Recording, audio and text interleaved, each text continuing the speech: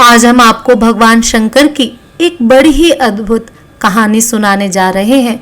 एक बार भगवान भोलेनाथ पृथ्वी लोक पर भ्रमण के लिए गए तो उन्होंने एक युवा को देखा। वह ईश्वर को दोष देता जा रहा था। वह अपने जीवन से निराश था, दुखी था। तब भगवान शंकर बौद्ध भिक्षु का रूप धारण करके उस युवा को असली दुख के बारे में ज्ञान देते हैं। तो चलिए इस कहानी के माध्यम से समझते हैं कि असली दुख क्या होता है। अगर आप यह कहानी सुन रहे हैं तो पूरा सुनिए। इस कथा को आधा अधूरा छोड़कर जाने की गलती मत करिएगा, क्योंकि इस पवित्र कथा को पूरा सुनने से मन चाहा फल की प्राप्ति होगी। इसलिए इस कथा को पूरा सुने, भोलेनाथ का अनादर ना करें। सुख और दुख एक ही सिक्के के दो पहलू हैं, ये बात तो आपने सुनी ही होगी। सुख और दुख हमारे जीवन में लगातार आते ही रहते हैं और हमें लगता है कि हमारे जीवन में हजारों दुख हैं, हजारों समस्याएं हैं। लेकिन अगर आप वास्तविक तौर पर देखें, अगर आप इस बात को अच्छी तरह से समझें, तो आप ये समझ पाएंगे कि हमारे जीवन में केवल एक ही दुख होता है। और दुख क्या है वो हम इस कहानी के माध्यम से जानेंगे, और उस दुख का निवारण, उस दुख का समाधान क्या है वो भी हम इस कहानी में ही जानेंगे। तो इस कहानी के अंत तक जरूर बने रहिए। एक समय की बात है, एक गांव में एक व्यक्ति रहता था। उसका नाम सोनू था। वह बड़ा आलसी था और अपने जीवन से बहुत निराश था। और उसका कारण यह था कि उसने अब तक अपने जीवन में कुछ भी हासिल नहीं किया था। वह कुछ भी नहीं करता था। उसके घर वाले भी इस बात से बहुत परेशान रहते थे। वे चाहते थे कि वे बाहर जाकर कुछ अच्छा काम करें, कोई अच्छी नौकरी कर ले, लेकिन वह उनकी एक नहीं सुनता था। उसके घर वाले दूसरों का उदाहरण देकर उसे ताने मारते थे, उसे तरह तरह की बातें कहते थे, लेकिन उससे कोई फर्क नहीं पड़ता था। जबकि उसके सारे मित्र कामयाब हो चुके थे, कोई अच्छा व्यापार कर रहा था तो कोई अच्छी नौकरी कर रहा था, जिसके कारण जब भी वो लोग मिलते तो वे लोग अपनी बढ़ चढ़कर बढ़ाई किया करते हैं। लेकिन सोनू कुछ नहीं करता था, जिसके कारण जब भी कोई उससे पूछता कि तुम क्या कर रहे हो, तो वह कुछ नहीं कह पाता। उसे ये कहने में बहुत शर्म महसूस होती थी कि वह कुछ नहीं करता। वो हमेशा सबसे केवल एक ही बात कहता था कि मैं कोशिश कर रहा हूँ, लेकिन उसकी कोशिशों का कोई भी फल किसी को नजर नहीं आ रहा था। देखते ही देखते अब ऐसा समय आ चुका था कि सोनू सभी से मुंह छिपाता फिरता, ताकि कोई उसे यह ना पूछ ले कि तुम क्या करते हो, जिस कारण वो कभी किसी के सामने भी नहीं आता था। धीरे धीरे उसका मन दुखी होने लगा था। वह बहुत निराश रहने लगा था। उसे अब ऐसा प्रतीत होता था मानो वह इस धरती पर बोझ है, जिस कारण वो अपने आप को बहुत अकेला महसूस करता, बहुत तन्हा महसूस करता। एक दिन तो उसके मन में यह भी विचार उत्पन्न होने लगे कि मेरे हाथों में कुछ नहीं है तो मैं क्या कर सकता हूँ। अकेले बैठकर वह रोता रहा और भगवान को दोष देता रहा। एक दिन छुपता छुपाता वह घर से निकलकर कहीं जा रहा था। तभी उसने रास्ते में देखा कि एक बौद्ध भिक्षु लोगों को प्रवचन दे रहे हैं और प्रवचन में वह दुख की बातें कर रहे हैं। सोनू कुछ देर के लिए अपना मुंह छुपाकर वहीं खड़ा हो गया, ताकि उसे कोई देख ना ले, और चुपचाप वहां उन भिक्षुओं की बातें सुन रहा था। बौद्ध भिक्षु सभी को प्रवचन में कह रहे थे कि दुख हमारा सबसे बड़ा साथी है। हमें दुख अपने जीवन के बारे में समझाता है और हमें सही जीने का तरीका बताता है। ये हमारे गुरु की तरह है, जिससे हमें सीखना चाहिए। आप चाहें तो अपने जीवन में अपने दुखों को अपना गुरु बना सकते हैं और उससे सीख सकते हैं, या फिर आप चाहें तो अपने दुखों पर बैठकर रो सकते हैं, लेकिन इससे आपको कोई लाभ नहीं मिला, बल्कि आप दिन पर दिन और कमजोर होते जाएंगे, निराश होते जाएंगे। सोनू छुप छुप कर उन बौद्ध भिक्षु की ये सारी बातें सुन रहा था। जैसे ही उपदेश खत्म हुआ, वह उन बौद्ध भिक्षु के पास पहुंचा। उन्हें प्रणाम करके वह कहता है, हे महात्मा, अभी आप कुछ देर पहले दुख को गुरु बता रहे थे। आप कह रहे थे कि दुखों से हमें सीखना चाहिए, हमें उन्हें अपना गुरु बनाना चाहिए। लेकिन मैं भी तो अपने दुखों से परेशान हूँ, अपने जीवन से परेशान हूँ। मैंने अब तक जो दुख झेला है, मुझे तो कभी ऐसा प्रतीत नहीं हुआ कि मेरे दुख मुझे कुछ सिखा रहे हैं, बल्कि मुझे तो हमेशा यही लगता है कि वो मुझे पीड़ा दे रहे हैं, तकलीफ दे रहे हैं। पर दुख की पीड़ा बहुत भयंकर होती है। ऐसा लगता है अब इसके बाद हमारा जीवन समाप्त हो जाएगा, इसके बाद हमें कुछ नहीं मिलने वाला, और यहाँ तक कि हमें मृत्यु भी उसके सामने कम लगती है। जब लोग ताने मारते हैं, जब लोग यह कहते हैं कि तुम क्या कर रहे हो, तो मन को बहुत ठेस पहुंचती है और मैं उनसे कुछ नहीं कह पाता। सोनू की ये सारी बातें सुनकर बौद्ध भिक्षुक सोनू से कहते हैं, बेटा तुम्हें क्या दुख है और तुम दुख के बारे में ऐसी बातें क्यों कर रहे हो। सोनू ने अपने ऊपर बीती हुई सारी बातें उन बौद्ध भिक्षु को बता दी और कहने लगा, हे महात्मा, क्या आपके पास मेरे दुखों का कोई समाधान है। सोनू की ये बात सुनकर वो बौद्ध भिक्षु मुस्कुराने लगे और सोनू से कहते हैं, बेटा जब तुम्हारे जीवन में कोई असली दुख आए तब तुम मेरे पास आना, मैं इसका समाधान तुम्हें अवश्य बताऊंगा। उन बौद्ध भिक्षु की ये बात सुनकर सोनू थोड़ा सा अचरज में पड़ गया। उसे यह समझ नहीं आ रहा था कि क्या उसने अब तक जो दुख झेला है वह असली दुख नहीं है। उसने जो अब तक पीड़ा सही, जो ताने सहे, जो तकलीफें उठाई हैं, क्या वह असली दुख नहीं है। आगे वह मन ही मन अपने आप से कहता है कि जब मुझे मेरे अपने ही नहीं समझ पाए तो ये बौद्ध भिक्षु मुझे क्या समझेंगे। इतना सोचकर वह वहां से चला गया। सभी लोगों के ताने सुनकर सोनू बहुत थक चुका था। वो बहुत निराश हो चुका था, जिसके कारण उसने निर्णय किया कि अब कुछ करके दिखाएगा। उसने अपने पिता से थोड़ा सा रुपया लिया और उस रुपये से उसने एक व्यापार शुरू किया। उसके पिता बहुत खुश थे कि कम से कम मेरा बेटा कुछ करने का प्रयास तो कर रहा है, लेकिन उसे व्यापार में कोई सफलता नहीं मिल रही थी, जिस कारण वो बहुत ही हताश हो चुका था। वह बहुत निराश हो चुका था। उसे ये समझ नहीं आ रहा था कि वह क्या करे, किस तरह से अपने व्यापार को आगे बढ़ाए। तभी उसके पिता ने उससे कहा, बेटा कोई बात नहीं, इसी तरह से प्रयास करते रहो, आज नहीं तो कल सफलता अवश्य मिलेगी। सोनू ने अपने पिता की बात मानी और अपने व्यापार में और भी कड़ी मेहनत करने लगा। धीरे धीरे उसे सफलता मिलने लगी और फिर उसने रफ्तार पकड़ ली। देखते ही देखते केवल 3 साल के अंदर वह एक बहुत बड़ा व्यापारी बन गया। अब उसके पास धन दौलत की कोई कमी नहीं थी। जो लोग उसे पहले नापसंद किया करते थे अब उसे पसंद करते थे, उसकी चिंता करते थे, उसके कार्यों की सराहना करते थे। उसके माता पिता भी अब अपने बेटे से बहुत खुश थे और उसकी सफलता से वे अत्यंत प्रसन्न थे। धीरे धीरे सोनू के मित्रों की संख्या लगातार बढ़ती जा रही थी। सोनू के कुछ मित्रों ने उसे यह भी सलाह दी कि उसे अपना व्यापार और तेजी से बढ़ाना चाहिए, उसे और फैलाना चाहिए। जब तुम आज केवल इस नगर के सबसे बड़े व्यापारी हो, तब तुम इतना खुश होकर साथ ये सारे लोग हैं। वहीं पर तुम सोचो कि जब तुम इस राज्य के सबसे बड़े व्यापारी बन जाओगे, तब तुम्हारे यहाँ पर लोगों की भीड़ लग जाएगी। लोग तुमसे मिलने के लिए समय निकालेंगे। यहाँ तक कि इस राज्य का राजा भी तुमसे मिलना चाहेगा, तुम्हारी तारीफ करेगा और यदि कभी ऐसी जरूरत आन पड़ी तो वह तुमसे धन भी उधार लेने के लिए अवश्य आएगा। सोनू को अपने दोस्त की यह बात बहुत पसंद आई। सोनू ने सोचा कि मेरे मित्र सही कह रहे हैं, मुझे अपने व्यापार को और बड़ा करना चाहिए और फैलाना चाहिए, तभी तो हर कोई मेरे बारे में जान सकेगा, हर कोई मुझे पहचानेगा। उसने बिना देरी किए अपने समय को बिना गवाए अपने व्यापार में और मेहनत करने लगा। लेकिन अब की बार उसके मन में धैर्य नहीं था, जिसके कारण उसने कुछ अनुचित कदम उठाए ताकि उसका व्यापार जल्दी से जल्दी और बड़ा हो जाए। उसने कई लोगों से अधिक मात्रा में धन उधार ले लिया, जिससे उसके ऊपर अब काफी कर्जा हो चुका था। और इतना ही नहीं, वो यहाँ पर नहीं रुका, उसने अधिक से अधिक मुनाफा कमाने के चक्कर में अपने माल की गुणवत्ता को भी खराब कर दिया, जिससे अब उसके माल में वह बात नहीं रह गई थी जो पहले हुआ करती थी। लेकिन वह अपने मित्रों की बात सुनता रहा। जैसे उसके मित्र कहते थे वो वैसा ही करता चला जा रहा था। यहाँ तक कि उसने अपने व्यापार को और भी तीव्रता से बढ़ाने के लिए अपने दूसरे छोटे व्यापारियों के खिलाफ षड्यंत्र भी रचने शुरू कर दिए, जिस कारण उसके मन में अब पहले जैसा वह सुकून नहीं था।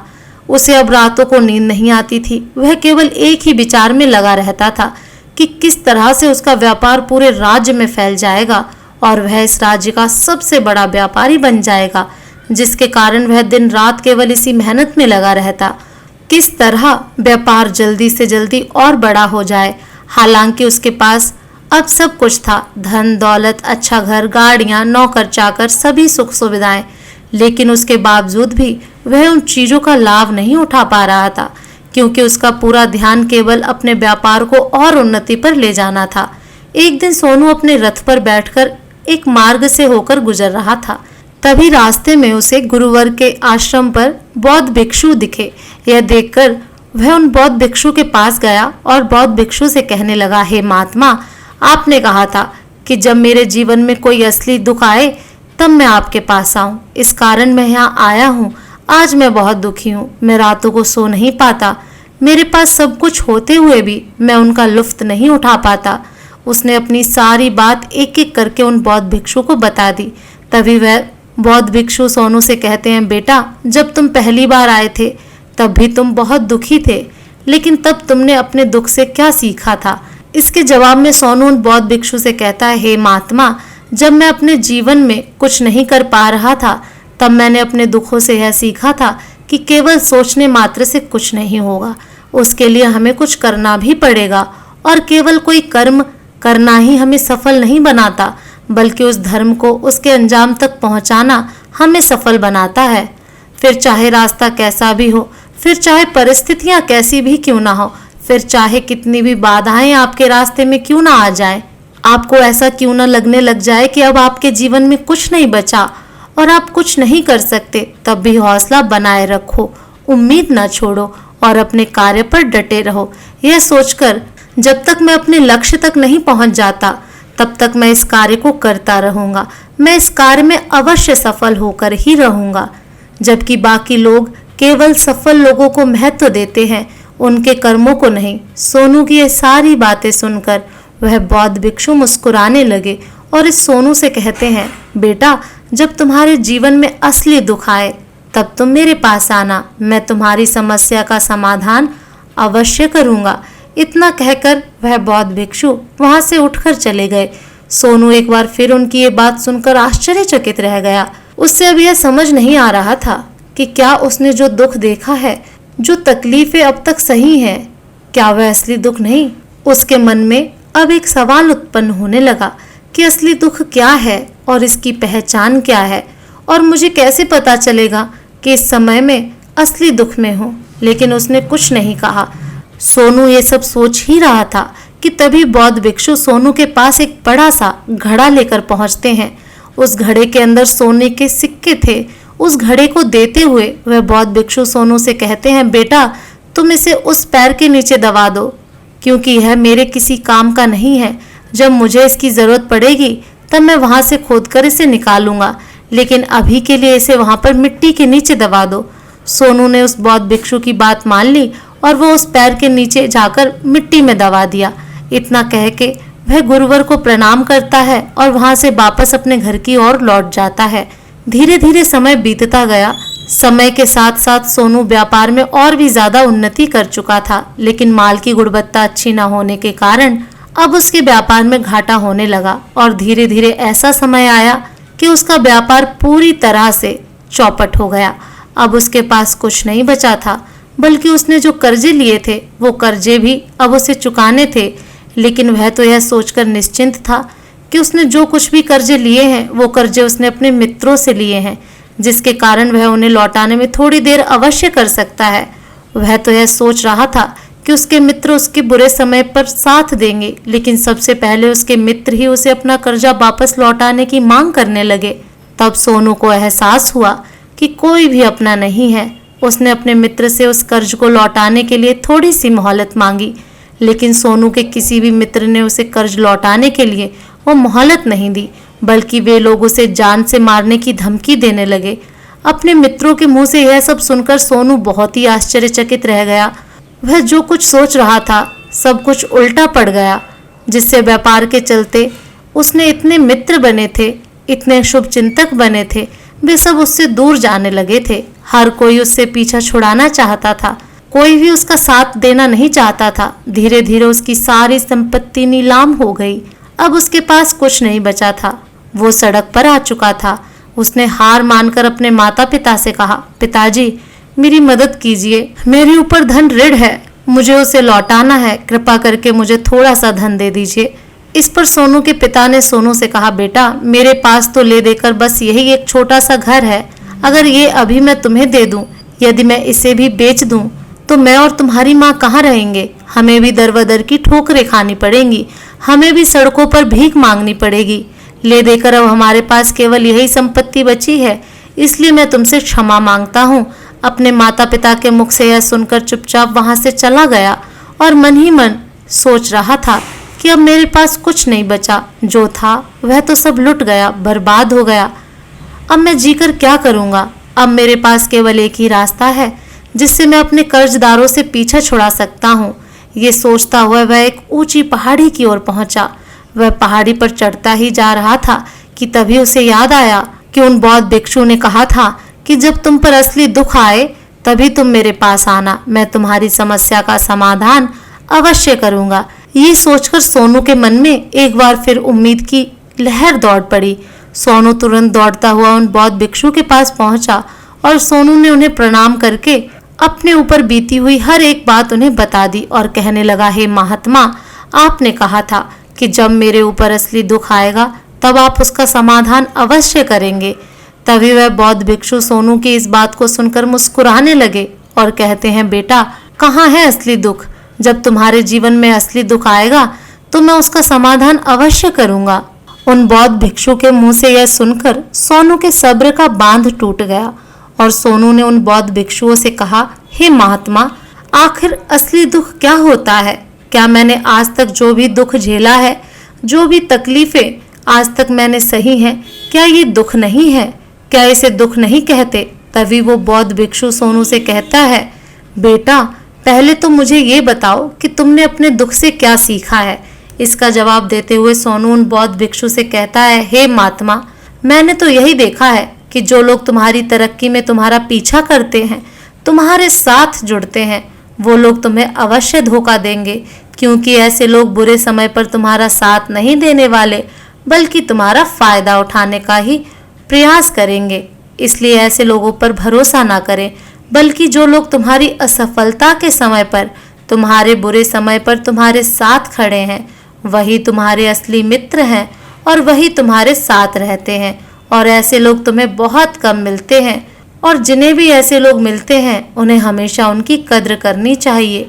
आगे सोनू उन बौद्ध भिक्षु से कहता है कि जब तुम कोई कार्य कर रहे हो तुम उसे पूरी ईमानदारी से करो, धैर्य रखो, लालच ना करो और अपने लक्ष्य तक पहुंचने के लिए किसी के लिए भी कोई षड्यंत्र ना रचो, क्योंकि ऐसा करने से तुम्हारे साथ ही बुरा होगा और तुम हमेशा नुकसान में रहोगे। सोनू की ये सारी बातें सुनकर बौद्ध भिक्षु उस पेड़ के पास पहुंची। उन्होंने गड्ढा खोदा और वह घड़ा निकालकर सोनू के हाथ में थमा दिया, जिसमें सोने के सिक्के भरे हुए थे।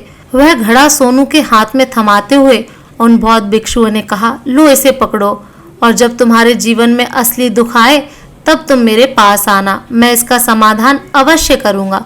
सोनू अब भी बड़ी अचरज में था। उसे यह समझ नहीं आ रहा था कि आखिर यह असली दुख क्या है, लेकिन उसने अपने हाथों में पड़े उस घड़े को देखा जिसके अंदर सोने के सिक्के थे।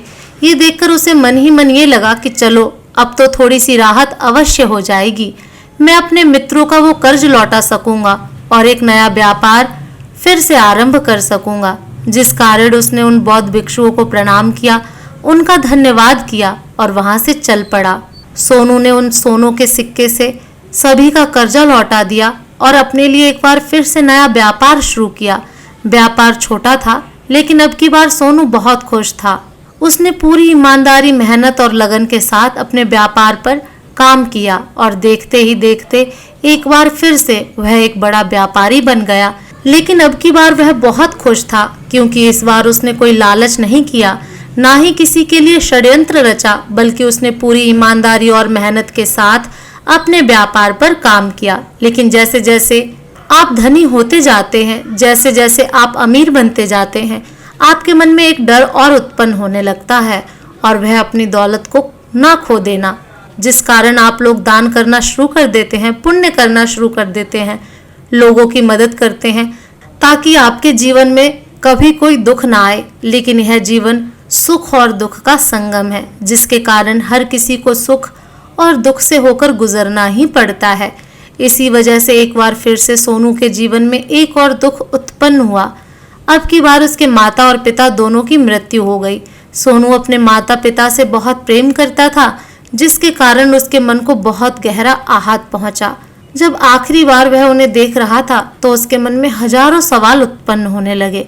वह अपने घर लौटकर उसने देखा कि जिस संपत्ति के लिए वह हमेशा लड़ते झगड़ते रहते थे, आज उसकी देखभाल के लिए कोई नहीं था। उसके माता पिता ने जो भी मेहनत की, जो भी अपने जीवन में इकट्ठा किया, सब यहीं रह गया। लेकिन अब सब कुछ खत्म हो चुका था और सोनू का मन अब बहुत बेचैन हो रहा था।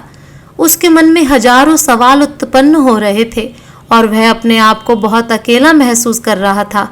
उसे बहुत खाली सा महसूस हो रहा था। उसने इधर उधर देखा लेकिन उसे कुछ समझ नहीं आया। तभी उसे उन बौद्ध भिक्षु की बात याद आई। वो तुरंत ही भागा भागा उन बौद्ध भिक्षु के पास पहुंचा। उसे देखते ही उन बौद्ध भिक्षु ने सोनू से सवाल किया और कहा, क्या बात है बेटा, क्या कोई फिर से दुख आन पड़ा है? तभी सोनू ने कहा, नहीं गुरुदेव, अब तो सब ठीक है, लेकिन आज मेरे माता पिता की मृत्यु हो गई और मैं बहुत अकेला महसूस कर रहा हूँ। मैं बहुत दुखी महसूस कर रहा हूँ, जैसे कुछ खाली सा है, जैसे कुछ अकेलापन सा। तभी वह बौद्ध भिक्षु सोनू से कहते हैं, बेटा, इसमें दुखी होने वाली बात क्या है? यह तो जीवन है, एक दिन तो सभी को जाना है। यहाँ पर कोई भी रहने नहीं आया और ना ही कोई रहेगा। हम सब एक ना एक दिन मृत्यु को प्राप्त हो ही जाएंगे और मृत्यु कब आएगी यह किसी को नहीं पता। हो सकता है कि तुम्हारी मृत्यु कल ही हो जाएगी या फिर आज भी और अभी। यह सुनकर सोनू आश्चर्यचकित रह गया। उसने उन बौद्ध भिक्षु से कहा, हे महाराज, आप ही क्या कह रहे हैं? मैं तो अभी जवान हूँ और मुझे तो अभी अपनी पूरी उम्र जीना है। मैं तो जीना चाहता हूँ, कुछ करना चाहता हूँ, और आप कह रहे हैं कि मैं कभी भी मृत्यु को प्राप्त हो सकता हूँ। इस पर वो बौद्ध भिक्षु सोनू से कहते हैं, बेटे, इस भ्रम में मत रहना कि मृत्यु केवल बूढ़ों को आती है। बूढ़ों के सामने तो उनके जवान बच्चे तक मर जाते हैं। मृत्यु कभी किसी की उम्र देखकर नहीं आती और ना ही किसी को बताकर आती है। उन बौद्ध भिक्षु के मुख से ये सारी बातें सुनकर सोनू और भी ज्यादा बेचैन हो गया और वो चुपचाप वहां से चला गया। उसके मन का वो खालीपन अब भी वैसे ही था। वह भी अपने आप को बहुत अकेला महसूस कर रहा था। उसके बाद से उसका मन अपने व्यापार में भी नहीं लगता। जब भी वह कोई कार्य करता तो उसके मन में ढेर सारे प्रश्न उठने लगते। वो क्या कर रहा है, क्यों कर रहा है और उसने इस कार्य को क्यों किया? उसके मन में अब एक और प्रश्न उत्पन्न होने लगा था, क्या हम यहाँ केवल इसीलिए आते हैं कि इस जीवन को भोगेंगे और एक दिन मृत्यु को प्राप्त हो जाएंगे? वो यह समझ नहीं पा रहा था कि जीवन का असली मतलब क्या है। उसने कई विद्वानों से पूछा, अपनी तरफ से जो मुमकिन हो सकता था खोजबीन की, लेकिन उसे कोई भी जवाब नहीं मिल पा रहा था। और जब उसे कोई जवाब नहीं मिला तो उसका दुख और भी बढ़ गया, जिस कारण उसके मन की बेचैनी और भी बढ़ चुकी थी और उसे ये समझ नहीं आ रहा था कि वह क्या करे, कहाँ जाए, किससे पूछे। तभी उसे फिर से उन बौद्ध भिक्षु की याद आई। वो एक बार फिर से उन बौद्ध भिक्षु के पास पहुंचा और उसने अपने मन की सारी बातें उन गुरुवर को बता दी। तभी वो बौद्ध भिक्षु मुस्कुराने लगे और सोनू से कहते हैं, बेटा, आज पहली बार तुम्हारे जीवन में असली दुख उत्पन्न हुआ है। वास्तव में तो यही है जिसे हम दुख कह सकते हैं, जो दुख कहलाने लायक है कि हमें पता ही नहीं हम क्या कर रहे हैं, कहाँ जा रहे हैं, क्यों जा रहे हैं, वो कौन है, क्या है, क्यों है, हम क्या करना चाहते हैं। तभी सोनू ने कहा, हे महात्मा, मेरे इस दुख का समाधान कीजिए, मुझे इस दुख का निवारण दीजिए। तभी वह बौद्ध भिक्षु सोनू से कहते हैं, हम सबके अंदर क्रोध, लालच, लोभ जैसी कई वासनाएं हमारे अंदर घर करके बैठ जाती हैं, जिस कारण हम अपने जीवन को टुकड़ों में जीते हैं और हमारी चेतना कभी एक नहीं हो पाती। हम कभी एक जगह सोच नहीं पाते, समझ नहीं पाते और हमारी ऊर्जा शक्ति भी पूरी तरह से छिन्न भिन्न हो जाती है। और आजकल के इस दौर में हमारे पास तो इतना भी समय नहीं है, जिस कारण हम अपने जीवन को टुकड़ों में जीते हैं और हमारी चेतना कभी एक नहीं हो पाती। हम कभी एक जगह सोच नहीं पाते, समझ नहीं पाते और हमारी ऊर्जा शक्ति भी पूरी तरह से छिन्न भिन्न हो जाती है। और आजकल के इस दौर में हमारे पास तो इतना भी समय नहीं है कि हम एक पल निकाल करके एक पल के लिए मुड़कर अपने आप को देख सकें, अपने आप को समझ सकें। वास्तविकता में हर कोई यहाँ पर अपने जीवन भर केवल दुख दुख कहकर चिल्लाता रहता है, उसका समाधान निकालने का हर मुमकिन प्रयास करता है, लेकिन जिसे हम दुख समझते हैं वो तो दुख है ही नहीं, तो इसका समाधान आपको कहाँ से मिलेगा। ये तो परिस्थितियां हैं जिसके कारण हम अपने आप को दुखी समझते हैं, अपने आप को तकलीफ में समझते हैं। जैसे हम एक परिस्थिति से निकल के हम किसी दूसरी परिस्थिति में फंसकर रह जाते हैं, इस प्रकार हम पहली समस्या का सामना करते हैं, उसी प्रकार हम दूसरी समस्या का भी सामना करते रह जाते हैं। और जब हम इन परिस्थितियों से हार मान लेते हैं, जब हमें लगता है कि अब कोई रास्ता नहीं बचा, तब हमारे सामने हमें केवल एक ही रास्ता नजर आता है और वह है मृत्यु। लेकिन यह कोई समाधान नहीं है, ये कोई रास्ता नहीं है। इसलिए यदि आप सचमुच अपनी समस्याओं का समाधान चाहते हैं तो अपने आप को इकट्ठा करना सीखें, अपनी ऊर्जा को इस संसार में वापस कीजिए, उसे एक कर और अपने ऊपर ध्यान लगा। मृत्यु से पहले अपने आप को पहचानो, अपने आप को जानो, अपने आप को बिखरने नहीं दो। तभी सोनू कहता है, हे महाराज, तो क्या हमें इस जीवन को नहीं जीना चाहिए? क्या हमें अपनी इच्छाओं को पूरा नहीं करना चाहिए? तभी वह बौद्ध भिक्षु सोनू के इस सवाल का जवाब देते हुए कहते हैं कि हमें किसी से भी लगाव नहीं रखना चाहिए, हमें अपनी इच्छाओं को मार देना चाहिए, हमें संपत्ति इकट्ठा नहीं करनी चाहिए, क्योंकि हम मनुष्य की इच्छाएं, कामनाएं, वासनाएं ऐसे होती हैं जैसे मानो कि एक पर्वत से गिरता हुआ झरना, जिस पर किसी का नियंत्रण नहीं, सिवाय देखते रहने की और परेशान होने के। लेकिन जब तुम अपने ऊपर ध्यान देने लगते हो, तब तुम अपने आप को पहचान जाते हो, समझ जाते हो, तब तुम इस पर नियंत्रण पा सकते हो, तब इच्छाएं भी तुम्हारे वश में होती हैं और फिर तुम चाहो तो उन इच्छाओं की पूर्ति भी अवश्य कर सकते हो। गुरुदेव की ये सारी बातें सुनकर सोनू ने गुरुदेव से कहा, हे महाराज, आपका बहुत बहुत धन्यवाद, आपने मेरी सबसे बड़ी समस्या का समाधान आज कर दिया। मैं आज से अपने आप को एकत्रित करूंगा गुरुदेव। मानव शरीर में बहुत ऊर्जा है, बहुत शक्ति है, पर वह बेकार के कामों में लग जाती है, जिसके कारण हमारा जीवन बेकार की चीज़ों में लगा रहता है। लेकिन हम कभी भी इस पर अपना ध्यान नहीं देते, हम कभी भी अपनी ऊर्जा को केंद्रित नहीं करते, अपने ऊपर कभी ध्यान नहीं देते। हमारा जीवन भी कुछ ऐसा ही है। हम अपने जीवन में हमेशा अपने आप से, ऊपर वाले से सवाल करते रहते हैं कि हमारे जीवन में इतना दुख क्यों है। हम सभी के मन में यह सवाल तो अवश्य ही उठता है और इसका जवाब है कि वह ईश्वर यह चाहता है कि हम अपने जीवन के अंतिम दुख तक पहुंच सकें, उस गहराई तक पहुंच सकें जहां पर हमें यह पता चल सके कि हमने अभी तक अपने आप को नहीं जान, अपने आप को नहीं पहचाना। मानव शरीर के अंदर जो ऊर्जा है, जो शक्ति है, उसके बारे में हम अभी तक नहीं जानते। हम अपने आप को चाहे तो एकत्रित कर सकते हैं, अपने आप पर नियंत्रण पा सकते हैं, लेकिन हम अपनी इस ऊर्जा का व्यर्थ उपयोग करते रहते हैं, व्यर्थ की चीज़ों में लगा देते हैं, जिस कारण हम अपने आप को कभी नहीं जान पाते और ना ही कभी अपने आप पर नियंत्रण पा सकते। लेकिन यदि आप अपने आप को जानना चाहते हैं, अपने आप को पहचानना चाहते हैं, तो पहले आपको खुद को एकत्रित करना होगा, अर्थात ध्यान लगाना होगा।